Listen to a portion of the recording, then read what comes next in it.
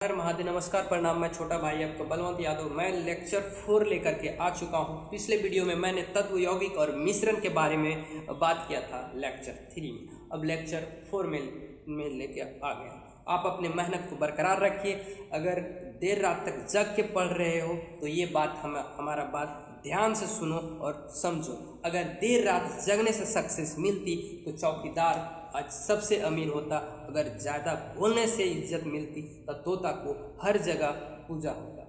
अगर ज़्यादा पढ़ने से अमीर बनता तो आज लाइब्रेरी में काम करने वाला हर व्यक्ति करोड़पति होता।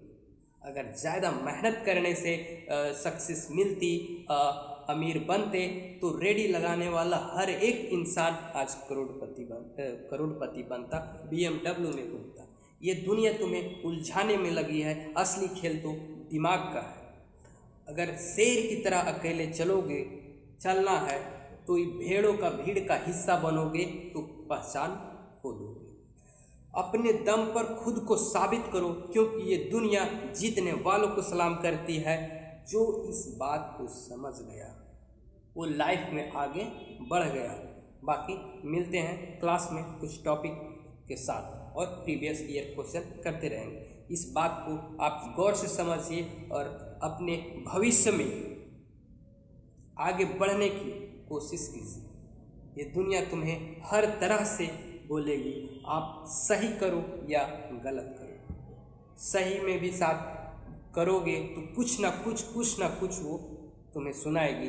अगर आपको अपने अंदर क्या कमी है तो अपना एक दुश्मन जरूर बनाओ, क्योंकि दुश्मन से ज़्यादा तुम्हें कोई नहीं सिखाता है। वो हर एक कमी आपको बताएगा जो आप में है। अगर तुम्हारे पास सपोज डाइट खाने का पैसा नहीं है और तुम सपने बड़े देख लिए हो तो वो क्या बोलेगा, खाने का अनाज नहीं है और सपना देखता है इसका। तो इससे एक क्या सीख मिलता है, पहले तुम खाने का इंतज़ाम करो, उसके बाद ये करो। मतलब दुश्मन तुमको हर उस मोड़ पे टोकेगा जहाँ तुम एक गलत कदम या गलत डिसीजन लेने जा रहे हो। तो मैं यही कहता हूँ, लाइफ में दुश्मन भी रहना बहुत ज़रूरी है। बाकी मिलते हैं क्लास में, देखते हैं कुछ टॉपिक को और समझते हैं, ठीक है। अगर मेरा तत्व यौगिक मिश्रण का वीडियो आप नहीं देखे हैं तो पिछले वीडियो लेक्चर 3 को देख करके समझ करके उसके बाद ही पुनः इस वीडियो को देखिएगा। आइए मिलते हैं क्लास में। तो चलिए देखते हैं आज का टॉपिक है हमारा विलियन सॉल्यूशन किसे कहते हैं, इसका डिफिनेशन देख लेते हैं। चलिए, 2 या 2 से अधिक पदार्थ का समांगी मिश्रण विलयन कहलाता है। विलयन एक समांगी मिश्रण का उदाहरण भी है। इसे देखिए, विलयन में निश्चित पदार्थों के कणों का आकार 1 नैनोमीटर से भी कम होता है। इसलिए ये पदार्थ परस्पर इस प्रकार संगठित हो जाता है कि बिना किसी यंत्र की सहायता से सामान्य आँखों से देखना संभव नहीं है। जैसे में अब देखिए साल्ट वाटर, इस डिफिनेशन को हम आगे पहले विलायक और विलयन को क्लियर कर लेंगे, तभी आपको ये समझ में आएगा। जैसे आपने अभी पढ़ा विलयन आपको समझ में आया नहीं आया, फिर से देखिए। 2 या 2 से अधिक पदार्थ का समांगी मिश्रण विलयन कहलाता है। 2 या 2 से अधिक पदार्थ का समांगी मिश्रण क्या कहलाता है, विलयन कहलाता है। विलयन में निश्चित पदार्थों का कणों का आकार 1 नैनोमीटर से भी कम होता है।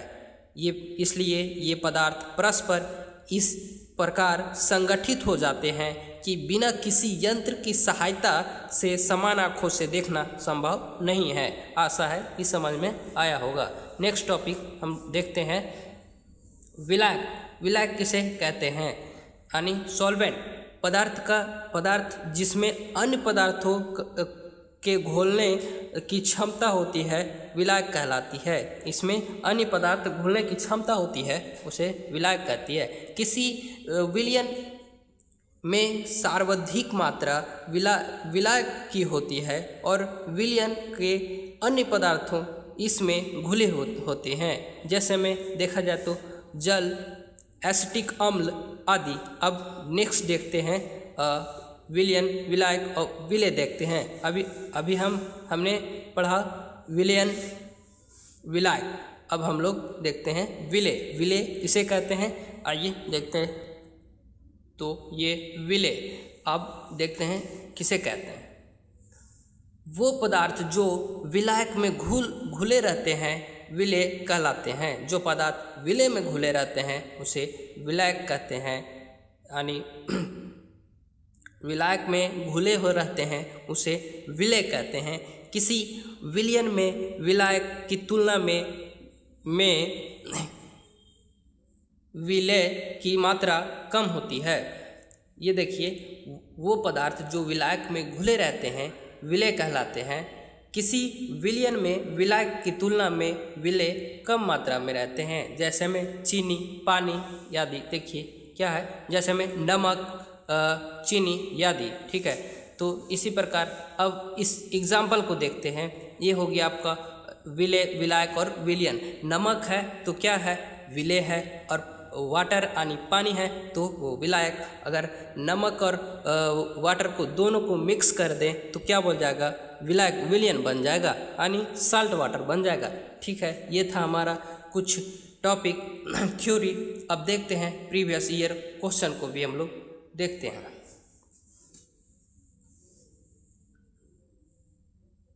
तो हमारा पहला क्वेश्चन है, निम्नलिखित में से कौन सा तत्व हमारे ब्रह्मांड में सबसे अधिक मात्रा में पाया जाता है। यदि आपको इसका आंसर पता है तो हमें कमेंट सेक्शन में कमेंट कीजिए। बाकी ऑप्शन देखते हैं। Helium, nitrogen, oxygen, hydrogen. तो सही उत्तर, राइट आंसर होगा डी नंबर, हाइड्रोजन। मानव शरीर में पाए जाने वाले सबसे प्रचुर तत्व है क्या है, तो ऑक्सीजन, कार्बन, आयरन, नाइट्रोजन। इसका राइट आंसर होगा ऑक्सीजन। अब देखते हैं क्वेश्चन नंबर 3 क्या कह रहा है, निम्नलिखित में से कौन सा तत्व है। तो इसमें आप पहचान कीजिए। मैंने थ्योरी क्लास में बताया था तत्व, यौगिक और मिश्रण। आशा है कि आप समझे थे, तो इसका आंसर आप जरूर दीजिएगा। इसका आंसर कमेंट सेक्शन में ज़रूर कीजिएगा। ऐसे इसका आंसर है Fe, क्योंकि वह एक ही एलिमेंट्स है, यानी तत्व है। नेक्स्ट क्वेश्चन है, निम्नलिखित में से वायु क्या है। तो वायु क्या है, तत्व है, यौगिक है, मिश्रण है, अधातु है। तो इसका राइट आंसर होगा मिश्रण, यानी सी। निम्नलिखित में से कौन सा मिश्रण है।